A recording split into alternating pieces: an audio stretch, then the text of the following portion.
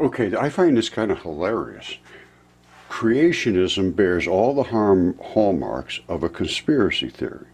All the texts that were written in ancient times refer to these events. I mean, it's not just one little clip somewhere that somebody made up. Yeah, I mean, it might be made up. I don't know, but they call it a conspiracy theory, backed by tons of evidence. And I have evidence now that shows there was giants. We know there was dragons. I've shown all this stuff over and over. If someone will talk to me, then we can get somewhere. It's these arrogant people. And wait till you hear what they say about this.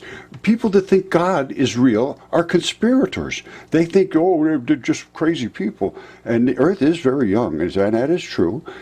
The biblical infallibility, I don't say that's true. Creationism reemerged in the form just to listen to this. It's exactly the opposite. Demonizing and discrediting. These are common conspiracy theory tactics at play. Well, who's demonizing and discrediting? They're demonizing and discrediting me when I have all the evidence, only they say creationists go to great lengths to demonize the people that go for evolution and to undermine the overwhelming evidence in its favor. It's exactly the opposite. These arrogant people just make me want to vomit. I'm telling you, after 10 years of this, I just can't believe what they have done and what their destiny will be. Now I'm going to demonize and discredit you people because you're just terrible. You're terrible people. And this is what I was called. Every single university called me a creationist.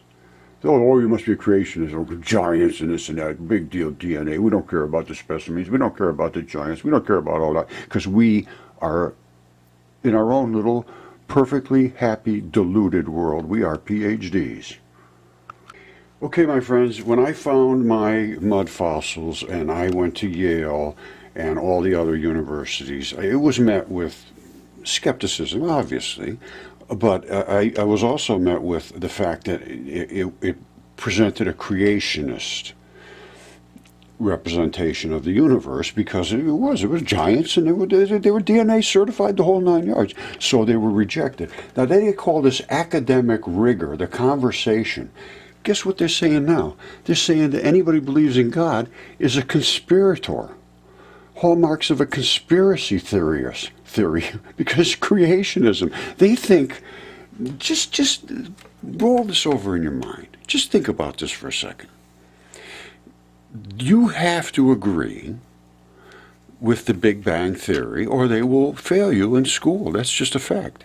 And if you think about what the Big Bang Theory says, that there was nothing, and then all of a sudden there was everything, and everything just went out like this, so it's all going away from us, so we must be the center of the universe, and everything is expanding away, and that's why the light appears to be slowing down, and everybody knows it can't slow down. Well, it can slow down, and that's all it's doing. Secondly, the Big Bang came from nothing. How did that happen? And I can't attribute to where God came from either, but all I can say is I can get to the point, and I feel very confident at the point, that our region of the universe, our solar system specifically, was created. At that, I feel pretty confident about. And it was created, the whole thing was a swirling mess. And it all started to congeal. And that's okay, I can understand that. And it said, let there be light. And light is the process that makes everything work. If you don't have light, your plants don't grow.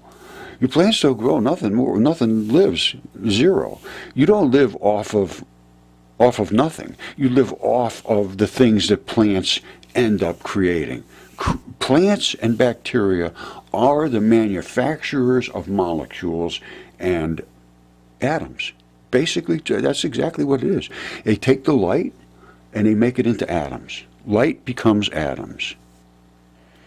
And this is well proven now. There's no question about it.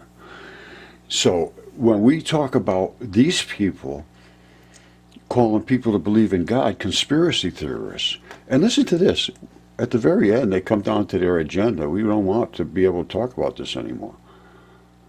I fear that the creationist conspiracy theory will not be short-lived. It is driven by a deep-seated power struggle within religious communities. No, it's people want to understand reality between modernists and literalists. Well, between those who regard Scripture as coming to us through human authors, however inspired, and those who regard it as a perfect supernatural revelation, and that is a struggle that will be with us for a long time. You're right, buddy. Now, what is that struggle? The struggle for me is to assess what I have presented as material substances, like the giants, like the DNA, like the CAT scans, like the dragon, like all of the things, against what was written. It's the only way you can make any determination what was really valid and what was just silly. They talked about a dragon attacking a gigantic fish in the desert. That's ridiculous. No, it isn't. Not at all. Alright, if this is a conspiracy theorist, I guess I am a conspirator, because I see a giant fish right there. And if you take your time and look at it, then you tell me what you see. And then I see a giant fin at the top of the fish, and something seems to be eating into it, and guess what it happens to be? It happens to be this stuff right here that flowed down from what I'm going to show you is a dragon that attacked that fish to try to dispense him. And here's the dragon's head. There's the neck. And it keeps going a long way. Here is that little bumpy nose looking thing that they have. And here's the head. It runs all the way down here. That's that little flashy, fluty looking stuff you see on the dragons in China on the parades. Now, let's see what these dragon scales look like. Well, they look like dragon scales. And there they are. Now, that's a throat. That's a dragon scale throat. Run, run, run, run, run, run, run, run, run, run, run, run. Eating who knows what. And these are the armored plates. And he can flex his neck there. And there's that fluty little flashy stuff you see right on the side of the dragons in China. These are identical. This stuff here is the runoff of a dead, decaying dragon's body, in this case. And it happens to be in the desert, and it happens to run all the way atop of North Africa, which, as a conspiracy theorist, I can see that, and the people that maybe they can't see, I don't know, this is nonsense, this conspiracy nonsense. There are some absolute fools, no question about it, complete idiots. But when you see something like this, and then you say, oh, this guy's got to be a conspiracy theorist because he can see that, and he thinks that might be talking about what God was all about. And yes, exactly. That's exactly written about. There's actually coins that they had. Well, I'll show you one.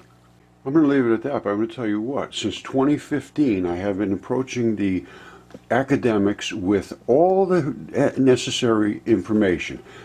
Samples sent to Cornell, CAT scans, DNA, specimens, everything. I mean, just undeniable stuff. Asking for peer reviews over 5 years ago, refused continuously. These people are in so much trouble, they have no idea how long eternity lasts. They have denied reality and forced you into a position where you have to deny reality to be accepted in this society. Okay, my friends, Roger once again, Mudfossil University, and I have been posting for many years now. 5 years ago, I came out right out when I said the Earth is alive, completely alive, and damn deeply, deeply in trouble. Not a single voice was raised. The crazy thing is, at that time, I'm pretty sure the Earth was still fairly alive, and I think now it is a corpse. And let me show you what Jesus said. Now, this refers to the end times texts. These are the Gnostic texts, the Nag Hammadi, found at the same time the Dead Sea Scrolls were found, immediately following the slaughter of the Jews and the recovery of the Israelites' homeland. And these scrolls were found making these statements. And here's the statements. It says, whoever discovers interpretation of these sayings will not taste death. Jesus said, look and just keep looking until you find, and when you find, you're going to be disturbed and marvel, and then you will reign over all. Now, what did he have to say about the earth being a body or a carcass? Well, guess what? He said it was both. And I found it as a body, and now I believe it is a carcass. I think it's 80 something. 50, 70, yeah, 80. Jesus said, whoever has come to know the world has discovered the body. That's the world is literally a body. And now that was 80. And I think that was 50, so 56. And now it is a carcass. Jesus said, whoever has come to know the world has discovered a carcass. And whoever has discovered a carcass, the world is not worthy. Now, that doesn't mean like one person. It means if you let yourself understand these realities that exist, that are denied to you, the rest of the world is not worthy of you because you have accepted reality. The teachers are the ones that are in deep, deep, deep trouble. Watch this. I think just above 80, just before 80, I saw something pretty damn interesting. A woman in the crowd said to Jesus, lucky are the womb that bore you and the breast that fed you. They're just adoring him. And he says, well, I tell you what. He said to her, lucky are those who have heard the words that he speaks of the Father and have truly kept them. For there will be days when you will say, lucky are the wombs that have not conceived and the breasts that have not given milk. For some people, it's going to be an absolutely horrifying end. And as far as I can see, it's teachers. It's the upper class teachers.